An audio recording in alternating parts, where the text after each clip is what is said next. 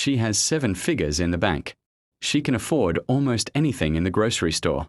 And she still checks the receipt twice. Then she looks at the toilet paper. The expensive package is softer. More sheets. Better quality. But she reaches for the cheapest one. Not because she needs to. Because somewhere in the back of her mind, spending a few extra dollars still feels wrong. And that's the strange thing about becoming wealthy. Sometimes your bank account changes much faster than your brain does. Imagine a woman named Maya. Growing up, money was always tight. Not movie-style poor. Just constantly careful. Her parents compared grocery prices. They waited for sales. They reused things.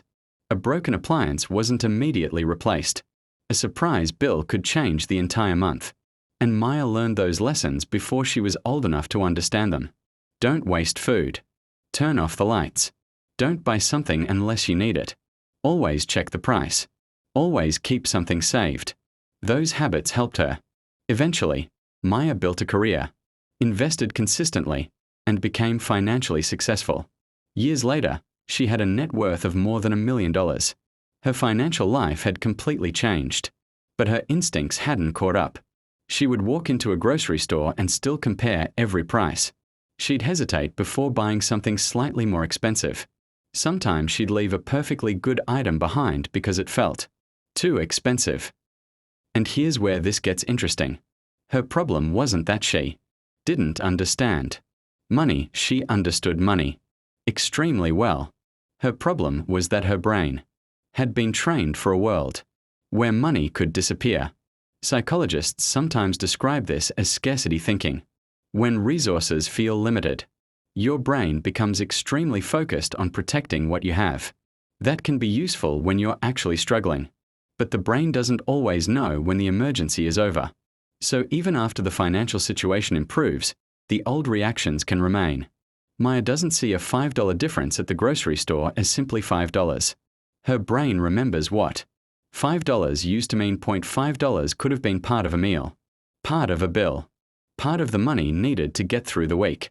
And that memory doesn't disappear just because the bank balance gets bigger. This is why two people with the exact same amount of money can behave completely differently. One sees a $20 purchase and thinks, that's nothing.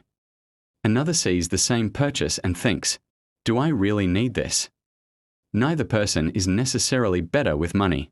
They're reacting to completely different histories, and that's why sudden wealth doesn't automatically create a feeling of abundance. Sometimes the numbers change first. The emotions take much longer.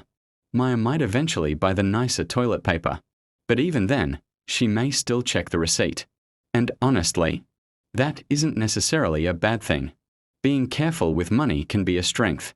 The problem begins when being careful turns into being afraid to use money, even when using it would genuinely improve your life. Because what's the point of building financial security? If your brain never lets you feel secure, you can have $1 million and still feel like you're one unexpected bill away from disaster. You can live in a beautiful house and still worry about wasting electricity. You can have enough saved for years and still feel guilty buying something you actually need. That's the uncomfortable lesson. Money can solve many financial problems, but it doesn't automatically erase the emotional relationship you built with money growing up.